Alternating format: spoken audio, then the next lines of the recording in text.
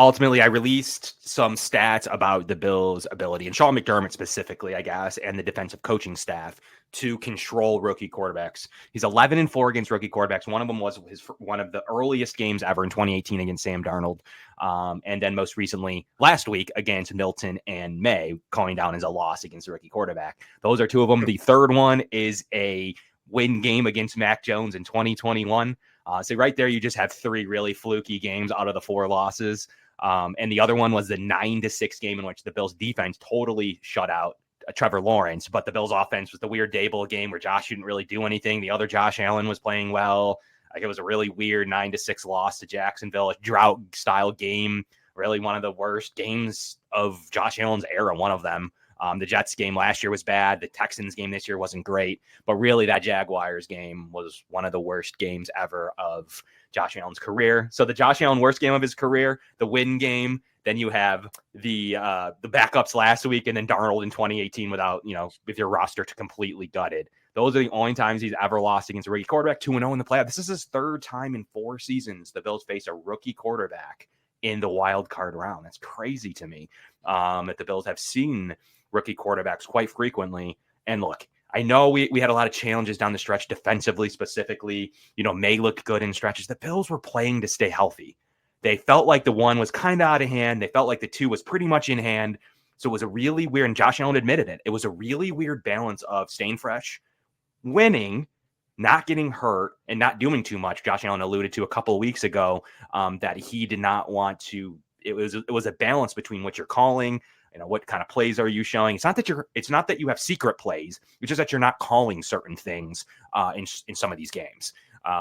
So like, you can't really take a ton out of it defensively. They're back and healthy. They got some reps for Hamlin this past weekend. You tried Bishop out in times. You rested Milano, which tells me that he's your go-to guy the rest of the playoffs. I don't see much of a split with Dorian Williams. So the Bills are healthy. We'll see what happens in the wild card round, but ultimately they get to play this thing going forward, fully ready to go. The Broncos are healthy too, so there's no excuses on their end. Both rosters are fully healthy. This Broncos team reminds me a lot of the 2017, 2018 Bills. Obviously, the 2018 Bills had some growing pains, so it's kind of a mixture to me. We had the nice, promising rookie quarterback, but then the success of 2017 for the Bills. That's kind of what this really pesky defense who does commit turnovers, has a really good cornerback. We had Trey White. They have Patrick Surtain. So it kind of reminds me in a lot of ways of the early McDermott Buffalo Bills, like it does for Peyton. So we're going to get some more analysis on that very shortly as we look into that. But there is a ton of analytics right now that are pointing to the Denver Broncos. Offensively, they're pretty poor, Kevin. Here's the biggest question I want to ask you before we get our guest on. They don't run the ball at all. They're really poor at it. Their O-line's good. They don't run the ball well. Their running backs aren't great. Bo Nix might be the best runner of the football on the team. They don't get a lot of production in the run game. 26 DVOA. It's just, and box score agrees, it's just not a good running game. I always thought, to be scared like I was of New England a couple of years ago before they annihilated them, you need a solid running game to take possessions away and to worry the Buffalo Bills. In my opinion, at the time they had Damian Harris and Ramondre Stevenson way back a few years ago. Though it always takes, to me, that kind of running game to really make a really veteran-savvy quarterback like Phillip Rivers, who has something to prove in his last year. Those kind of things are scary to me. A rookie who's got nothing but the top looking forward in Bo Nix had a negative EPA before last week, was 30th in the league in EPA. It's just not a ton there that gets me nervous. Kevin, what is your opinion on a team that doesn't run the football particularly well, that's going to need to rely on that rookie quarterback because he doesn't have a ton else besides Cortland Sutton? I think this is the type of week, and really next week too, because we'll get to this throughout the show, but the path for the Bills, it really seems like it's going to be Denver, Baltimore, Kansas City. And we can really talk about this next week, hopefully, if they are playing Baltimore. Then again, I don't know how many people want to play Baltimore, but that could be the most likely outcome. But regardless, I think for starting things off this week, you want to play that complementary football that Sean McDermott always talks about, because sometimes the best defense can turn into the best offense. Because I think that if the Bills can get out to an early 1 or 2 touchdown lead, right? Let's just say it's 14-0. That makes Bo Nix have to throw the ball. that puts him in a pressure situation where he can't just hand it off. They can't be running these trick plays, and they can't set the tone. You set the tone with that home crowd, you get your defense going, because the Broncos are first in the NFL in sacks with 63. They have 4 players that have 7 or more sacks this season, so their D-line is very, very good. But if you flip the script on them, get out to that early 2-touchdown lead or more, that eliminates them and makes them one-dimensional. And I think that's when the Bills are really at their best, because they feed off of that. And that's what McDermott preaches all the time. As much as that can kind of be that funny catchphrase where it's like, trust the process and, the DNA and the culture that sometimes people laugh at with McDermott, I think this is when it really comes into play, because you really want to play that complementary football. And something else that I'm sure we'll be talking about throughout the show is that Denver is good on special teams. Marvin Mims is a really, really good returner. And with Brandon Codrington potentially being out this week for the Bills, we know Tyler Bass struggles. We know Matthew Smiley struggles. This is a week where you want to put it all together. And again, I think sometimes the best offense can stem from a really, really good defensive start.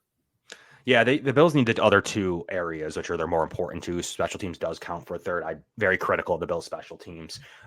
Is if they can control the offense, special teams minimally matters. If you get Sam Martin in situations to where if you are punting, he's able to do what he did and punt inside the 10, inside the 15, things like that start to matter. If the offense gets 3 and out and has to have a long field punt, that makes me nervous. Those are the only situations that are worrisome. And the fast start idea is important. Like, this is a week where you're not like the double dip, to me, in my opinion, is overrated. Like the deferral, like commonly even the Bills may not score at the end of the first half.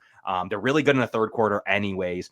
I want to get out to 7-0, get the Buffalo crowd roaring and get them to punt the football. I don't need a turnover. I don't need a fumble. I don't need a pick. I need a 3 and out because they can't run the ball and they have an incompletion on third down to punt the ball. Then go up 10 to 14 points, and it's a completely different football game. Completely different. I have that ranked higher. That's what Bo Nix feels it as a rookie. And that's when McDermott and Babbage are at their best, when they can scheme things up. They can throw different blitz packages at them. And then Bo Nix's mind is going crazy because he has so many different, to use the Sam Darnold analogy, like so many ghosts that are floating around because he just has so much to try to concentrate on and he can't focus. That's when McDermott is at his best. And for me, it's a matter of, like, that's more important to me than maybe the chance that you double dip with 2 minutes left, or sometimes even less. Maybe you get a field goal there, and then maybe you get a field goal out of half. Like, that 6-point possibility of a double dip. It's happened occasionally. The Bills went a few straight weeks without it even getting points on either end of it. So to me, I don't really rank that as high as you can get a possession at the end of the half regardless. You don't know who's going to get that. You do guarantee yourself the third quarter possession, but you don't know who's going to get the last possession. That it's not really dictated in essence. You can keep the ball as long as you want and score and then kick off anyway. So limit their double dip. There are things that you can do that puts you into position to score at the end of the half anyways. So ultimately getting out to 10-point lead, double-digit lead plus 10 to 14 points to start the game in the first quarter and let them be down in the second quarter to have to come back badly. And then maybe they do score to start the second. You get the ball back and the half scoring. Like, that's huge. That workflow is huge to me because you already know the adjustments you make. You already see their scripted plays in the first half. Like, those things are what's like, that matters to me. Like, when you're going against Patrick Mahomes, do you want to give him the ball first to go down in a game? I don't. Even Lamar Jackson, of course not. Like, you can make the argument against a rookie quarterback. You kick off, you get the punt anyways, and then you can score. I guess I understand that. I just don't want them feeling good getting in an early score. But if you were going to make them punt, I mean, that's really where you say, well, we're going to make them punt anyways, and the possibility of a double dip. So that's really where the give and the take comes with. To me, it's just like kicking off first in overtime. There's definitely some pros to that in the play. Like in the playoffs, you are kicking off in overtime now that you get the ball for sure. Like, it's like college. So you'll be kicking off even in the regular season. If you're not playing a top quarterback, I like kicking off. But anyways, we're going to break down this matchup a little bit more, but real quickly, Kevin, how do you feel about the start time? How do you feel about them having to come over here at 11 a.m. Mountain? Are you feeling good Sunday at 1, or did you want a different game? What is your reaction on the final schedule? I figured that's when the NFL was going to schedule it because actually I had this saved in here. So, Pat, if we could pull up the playoff schedule before we get our guest on. Thank you, Pat. So Saturday, I mean, that is the classic Houston Texan matchup at 4:30. I knew that was going to happen. So you have the Chargers taking on the Texans Saturday afternoon. An absolute classic. Steelers Ravens. Let's go Saturday night. And then I figured that they would probably put the Bills at 1:00 on the CBS network, the 2 versus a 7, and then it's all NFC after that. So I was actually 4 for 4 because I figured that they would probably put Philly and Green Bay at 4:30 on Fox. And then I thought that they probably would have had Washington, Tampa Monday night, and then Minnesota and LA Sunday night. So that was the only 2 that I had mixed up here. The Monday night and the Sunday night games flipped around. But either way, I think that is pretty much how a lot of people expected it to go.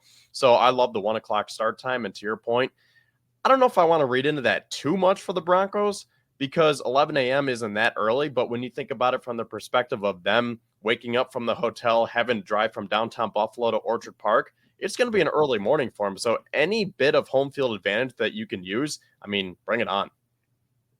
I was also 4 for 4 in those projections. But I knew the 4 for 5 would be Monday. They've always done that just for seeding purposes and knowing where teams are going to go. So it makes sense, unfortunately, for the 4-5 games.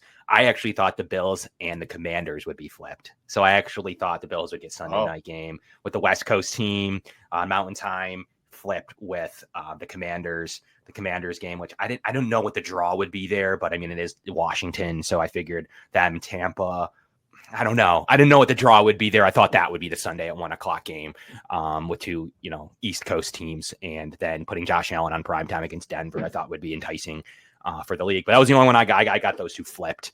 But ultimately, also it does help on the next week for whoever wins. The other teams had a whole day off at that point. So you're starting to give some really serious advantage. If it's the Broncos that happen to pull something out, they go to Kansas City, who has rest anyways. But either way, like for the Bills case, like you have 2 teams on extreme rest as you keep playing later and later and later. So it does start to matter as the Ravens are now ready and they're preparing. It is a pretty serious style of flipping.